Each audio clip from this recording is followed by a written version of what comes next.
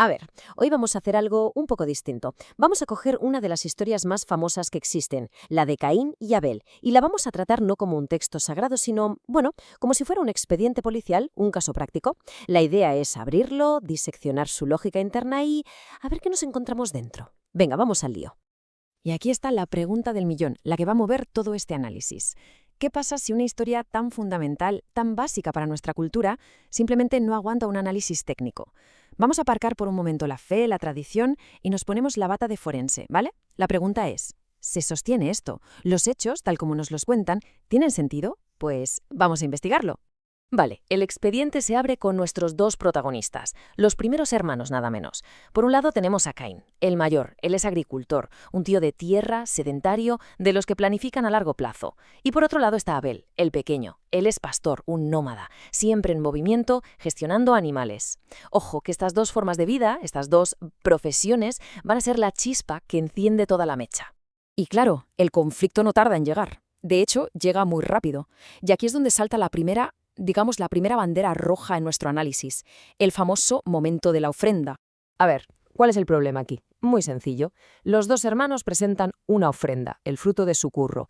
La de Abel, aceptada. La de Caín, rechazada. Y claro, si lo miras desde un punto de vista, no sé, administrativo, de procedimiento, pues la cosa chirría bastante. Es, como mínimo, problemático. Y aquí viene lo bueno. Lo que es realmente curioso es que no había reglas. No existía un manual de cómo hacer la ofrenda perfecta. Nadie había dicho, oye, que sepáis que las ofrendas de animales molan más que las de verduras. No había criterios, ni estándares, ni nada. Sin unas reglas claras, el rechazo a Caín se convierte, tal y como lo define la fuente, en un error de gestión absoluto. Una chapuza, vamos.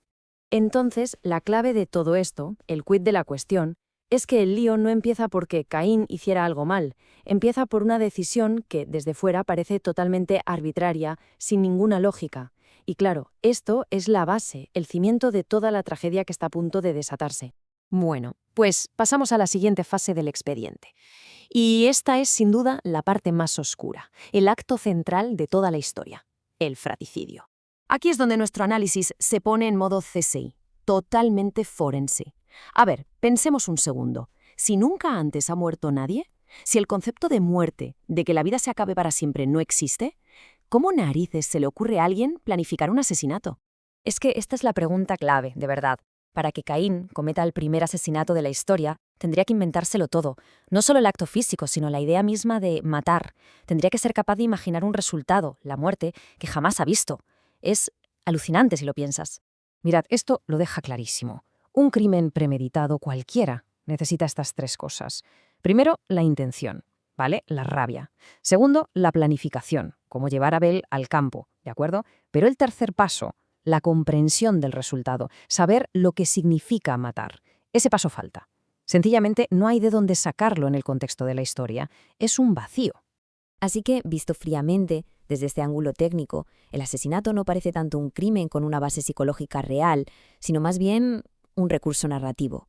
Un error de guión, si quieres, para que la historia avance y nos dé una moraleja, aunque para ello la lógica interna se quede por el camino. Venga, sigamos tirando del hilo, porque la cosa no acaba aquí. De hecho, las inconsistencias se van acumulando, sobre todo después del crimen, cuando Caín es desterrado. Ya que llegamos a lo que es, para mí, la paradoja más bestia de todas, el fallo más evidente del caso. La historia nos dice que en el mundo hay 4 gatos, literalmente, pero luego las acciones, los diálogos, todo apunta a que hay muchísima más gente. Es una contradicción de manual. A Caín lo destierran, y lo primero que dice es esto. Su gran miedo es que cualquiera que lo encuentre lo mate. Y claro, la pregunta cae por su propio peso. ¿Quién es cualquiera? ¡Exacto! Es que en ese preciso instante, según el propio relato, la población mundial conocida es de 3 personas. Sus padres, Adán y Eva, y él. Fin. Tener miedo a una multitud anónima simplemente no cuadra, no hay por dónde cogerlo. Pero ojo, que la paradoja no se queda ahí, que va. En su exilio, en la tierra de Nod, la historia nos cuenta que Caín encuentra esposa. Y no solo eso, es que funda una ciudad entera. ¡Una ciudad! Pero vamos a ver, ¿de dónde salieron los habitantes? ¿Y los ingenieros, los albañiles, los obreros para levantar toda una ciudad? Para eso hace falta un montón de gente, especialistas, una sociedad. La existencia de esta ciudad, así de repente, echa por tierra toda la premisa de que Adán, Eva y sus hijos eran los únicos seres humanos sobre la faz de la Tierra. Muy bien, pues después de revisar todas estas pruebas, llega el momento de emitir un veredicto en este análisis técnico. Si lo resumimos, hemos encontrado 3 agujeros lógicos fundamentales que recorren toda la historia de principio a fin. Una ofrenda con un procedimiento injustificado, un asesinato sin base cognitiva posible y un exilio con una demografía que es sencillamente imposible. Así que la conclusión final, el punto clave al que llega la fuente es que esto no es una crónica histórica, no es un registro de hechos, es una construcción, un relato diseñado a propósito, con un objetivo muy claro. ¿Y cuál era ese objetivo? Pues todo apunta a que era para poner un estilo de vida por encima de otro. La narración favorece todo el rato al pastor, al nómada, a Abel, y castiga al agricultor, al sedentario, a Caín. Este sesgo se ve clarísimo desde el primer momento, desde el problema con la ofrenda. Y terminamos con esta última reflexión. Cuando una historia sacrifica la lógica, cuando deja de lado la coherencia, a lo mejor no es un fallo. A lo mejor es que está intentando construir otra cosa, algo más grande que un simple relato de hechos, quizás un mito, una identidad o una lección.